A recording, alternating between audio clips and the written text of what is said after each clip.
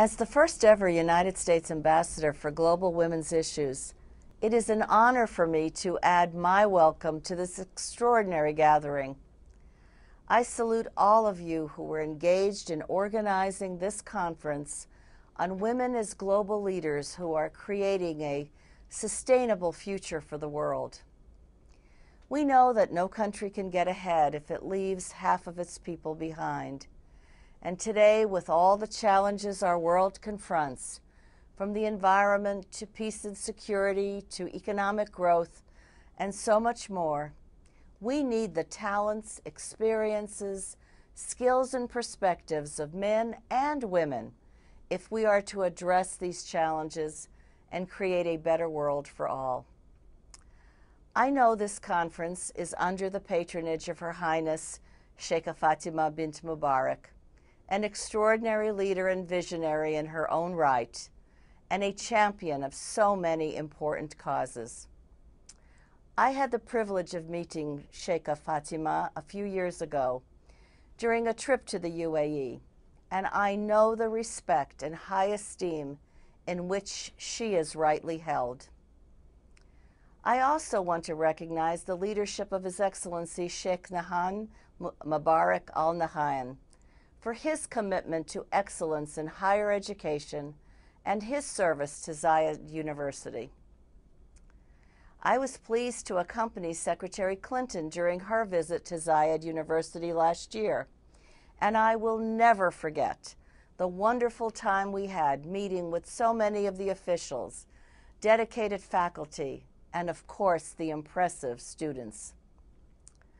I had heard so much about Zayed from my dear friend, your Minister of Trade, Sheikha Lubna Al-Qasimi, another remarkable woman leader of the Emirates.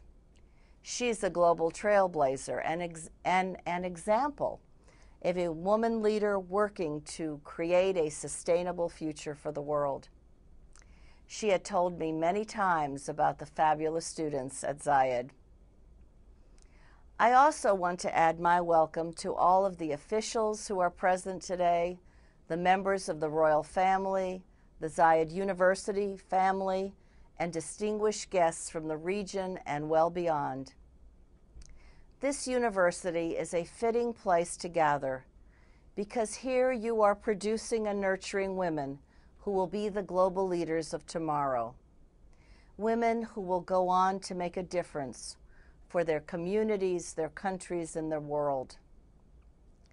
The UAE has become a leader for women's rights in the region. You have been committed to gender empowerment.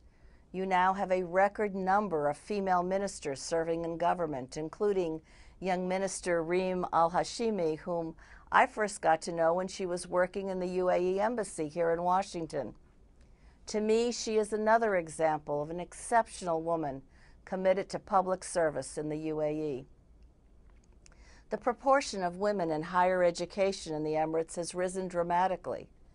The UAE has the highest rate of women in business in the region, and I know firsthand just how successful many have become. Abu Dhabi is also the home to the Gulf's first military college for women. So you are breaking records in advancing women's progress and opportunities. The World Economic Forum issues an annual gender gap report and measures the gap between men and women's equality on 4 metrics: access to education, to health, to economic participation, and political empowerment. Countries where men and women are closer to being equal on those metrics, where the gender gap is closer to being closed, those countries are far more competitive and prosperous. That's why the World Bank says that gender equality is smart economics. And when women get to use their experiences and talents in leadership positions, everyone benefits, men and women, boys and girls.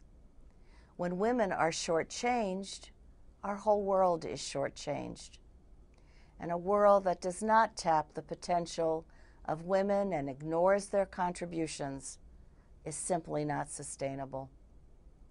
Secretary Clinton with President Obama recently launched the United States National Action Plan on Women, Peace, and Security, a roadmap to institutionalize and solidify the role that women must play in forging peace and security. Because societies that incorporate women in leadership across all sectors at all levels of society are far more stable and more prosperous. I'm so pleased that there are so many students attending this conference. I know that you will come away from it committed to becoming women who lead, women who will create that sustainable future for our world that you are discussing here. I wish you Godspeed in all that you will do, and I thank each and every one of you for your commitment to global women's leadership. And I look forward to a future visit to the UAE and to hearing about all of the positive results of this extraordinary gathering.